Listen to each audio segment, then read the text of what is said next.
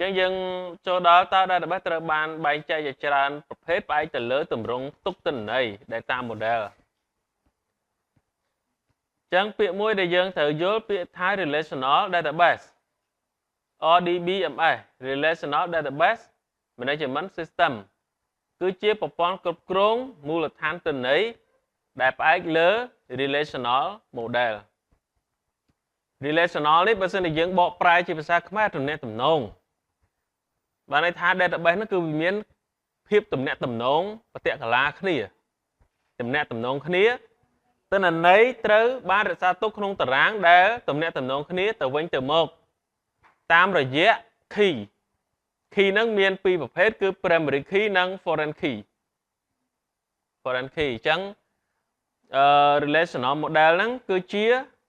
model មួយដែល table មានទំនាក់ទំនងគ្នាណាតិចទៀតចាំខ្ញុំបង្ហាញថាទំនាក់ទំនងគ្នាយ៉ាងម៉េចលក្ខណៈពិសេសហេតុអីបានយើងត្រូវឲ្យ table មានទំនាក់ទំនងគ្នាគឺទី1ធានានៅ data integrity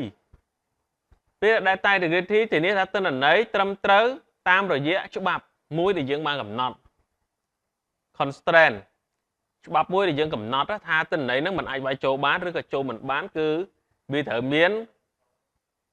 ការកំណត់មួយណាមិនមែនចេះតែយើងដាក់ទេឧទាហរណ៍មិនឥឡូវគ្រូឧទាហរណ៍មួយមិនគេថា data integrity សាមញ្ញណាអមថានៅក្នុង math យើងមួយមានតំណែង10មុខណាមានតំណែង10មុខមានឧទាហរណ៍10មុខណាmath នឹងមួយមានតំណែង10មុខមានអមថាឥឡូវ score ណាមាន score មាន ប៊ីចេងមានអំបិលមានមានពងមាន់មានពងទាបានមកហើយ5ហើយណា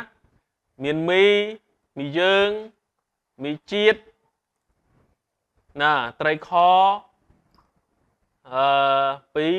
6 8មានអីទៀតមានការ៉ុតហើយនឹងស្ពៃក្រញាញ់យើងមាន10មុខហ្នឹងឧទាហរណ៍ណានៅពេលដែលមាន10មុខអញ្ចឹងមានន័យថាម៉េចមានន័យថាអ្នកដែលមកទិញអតិថិជនទី1ទិញអីគេទិញពងមាន់5មីយើង5កញ្ចប់អញ្ចឹងទិន្នន័យនេះត្រូវទេណាសំណួរសួរថាតើត្រឹមត្រូវអត់ទី1នេះអតិថិជនទី1គាត់ទិញពងមាន់5មីយើងនេះ5កញ្ចប់ត្រឹមត្រូវហើយដោយសារអីក្នុងតំណែងគាត់10មុខនោះមានពងមាន់និងមីយើងគឺត្រឹមត្រូវអត់ខុសទេតែអាម៉េចក៏ហៅថា data integrity ស្រាប់តែក្នុងទិន្នន័យយើងឆែកឃើញអតិថិជនទី2ទិញពងកងាន5មីជាតិ5សួរថាអតិថិជនទី2នេះគាត់អាចទិញពងកងានបានទេបើកន្លែងយើងលក់មានពងកងានប៉ុណ្ណឹងអាហ្នឹងហើយដែលគេហៅថា integrity data ឬក៏ data integrity ហេតុអីបានយើងត្រូវឲ្យទិន្នន័យត្រូវមាន database ទៅចង relationship ដូចគ្នាដើម្បីធានានៅ data integrity ធានាថាទិន្នន័យត្រឹមត្រូវតាមច្បាប់ម៉េច math មានតំណែងតែ10មុខហេតុអីបានអតិថិជនទី2ទិញពងកងានកើតអាហ្នឹងហើយគេហៅថា data integrity បើសិនជាយើងទៅសេនៅក្នុង invoice យើងអត់មាន system យើងទៅសេដៃយើងទៅសេបានអតិថិជនទី2ទិញពងកងាន5មីជាតិ5សញ្ញេឆ្វោកគិតលុយ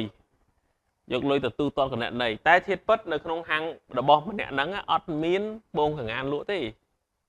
អាហ្នឹងហើយគេហៅថា data integrity ហេតុអីបានជារាជរដ្ឋាភិបាលត្រូវការរៀបចំប្រព័ន្ធគ្រប់គ្រងបែបហ្នឹងប្រព័ន្ធគ្រប់គ្រងនៅក្នុង database ជាលក្ខណៈ digital គឺដោយសារតែមានបញ្ហាកន្លែងហ្នឹង តំណែងអត់មានលក់ទេប៉ុន្តែហេតុអីមាននៅក្នុង invoice វាអត់ត្រូវទេត្រូវទេអាហ្នឹងហើយគេហៅថា data integrity data វាអត់មាន integrity តើណាចឹងយល់ពាក្យ data integrity គឺធានាថាទិន្នន័យត្រឹមត្រូវតាមច្បាប់ច្បាប់នេះមិនមែនជាច្បាប់អីរដ្ឋធម្មនុញ្ញអីទេច្បាប់មិនឧបមាថានៅហាងហ្នឹងមានតំណែង10មុខគឺអតិថិជនមិនអាចទិញលើសពី10មុខហ្នឹងទេខុសពី10មុខហ្នឹងទេអាហ្នឹងវាជា integrity data ហើយតែបើមានអតិថិជនណាទិញតំណែងណាមួយដែលហាងហ្នឹងមិនមានសួរទិញរបៀបម៉េចទិញកើតអត់កើតទេត្រូវទេបើកើតក៏វាជាការកុហកដែរចឹងអាហ្នឹងហើយគេថា data integrity ACID complaint ធានាថារាល់ប្រតិបត្តិការ transaction គឺមានសុវត្ថិភាពនិងមិនបាត់បង់ទិន្នន័យ ACID complaint នេះវាជាប្រតិបត្តិការមួយដែលធានាថាទិន្នន័យហ្នឹងគឺត្រឹមត្រូវអត់បាត់មានន័យថាម៉េចឧទាហរណ៍ថាឥឡូវអ្នកលក់នេះ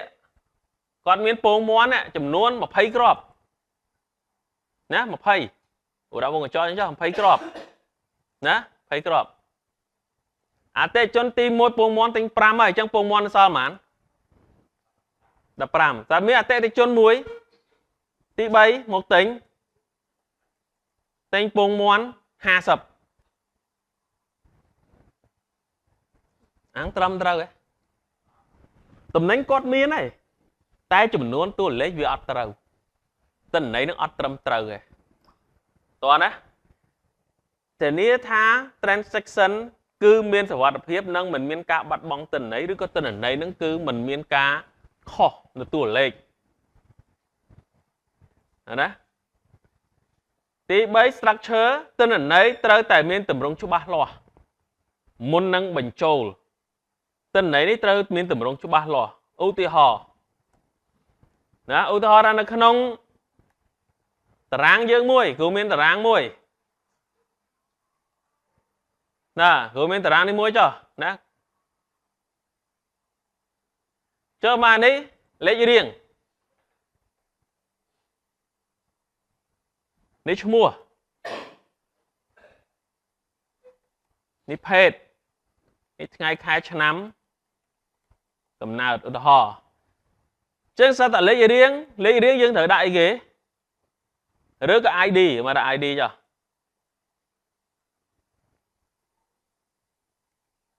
ចឹង ID មកអីគេ UHST ចឹងទៅ01ឈ្មោះអីគេឈ្មោះសុកណាភេទប្រុសចឹងទៅថ្ងៃខែឆ្នាំកំណើតថ្ងៃ10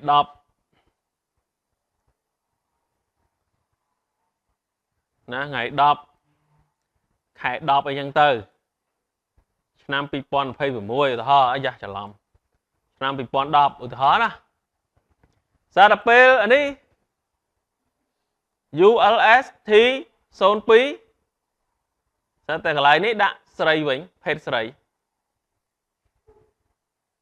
វាអត់ត្រូវទេអញ្ចឹង structure បានន័យថាធានាថាទិន្នន័យដែលយើងរៀបចំវាមានទម្រង់ច្បាស់លាស់មុននឹងយើងបញ្ចូលយើងមិនអាចបញ្ចូលឈ្មោះទៅដាក់ភេទទៅដាក់ឈ្មោះបានទេណានេះភេទទៅដាក់ឈ្មោះទៅដាក់ភេទបានទេអញ្ចឹងគឺត្រូវមានការកំណត់លក្ខខណ្ឌមួយច្បាស់លាស់ក្នុងការបញ្ចូលទិន្នន័យបន្ទុក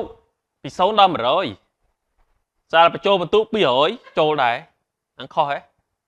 ខុសអញ្ចឹងត្រូវកំណត់ទម្រង់នៃការបញ្ចូលទិន្នន័យហ្នឹងគឺត្រឹមត្រូវតាមលក្ខខណ្ឌប្រភេទទិន្នន័យដែលបានកំណត់បន្ទុកមានតែពី0ដល់100អត់មានបន្ទុកដក10ទេអត់មានបន្ទុកដក20ទេអត់មានបន្ទុក150ទេអញ្ចឹងកាលណាបញ្ចូលបន្ទុក150ចូលដែរមានន័យថាមានបញ្ហា database យើងហ្នឹងគឺ error ហើយ error ខ្លាំងមែនតើបញ្ចូលទិន្នន័យខុសចេះចូលដែរចឹងណាអូខេអញ្ចឹង relational database ជួយឲ្យយើងណាជួយឲ្យយើងកំណត់បាននូវទិន្នន័យមួយដែលមានភាពត្រឹមត្រូវ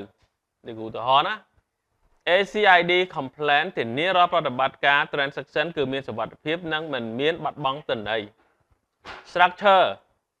ទិន្នន័យត្រូវតែមានទម្រង់ច្បាស់លាស់មុននឹងបញ្ចូល ណាមុននឹងបញ្ចូលឧទាហរណ៍ជាក់ស្ដែងប្រព័ន្ធគ្រប់គ្រងធនាគារតារាងទី1អតិថិជនត្រូវមានអីគេលេខសម្គាល់ឈ្មោះអាសយដ្ឋានតារាងទី2គណនីលេខគណនីប្រភេទគណនី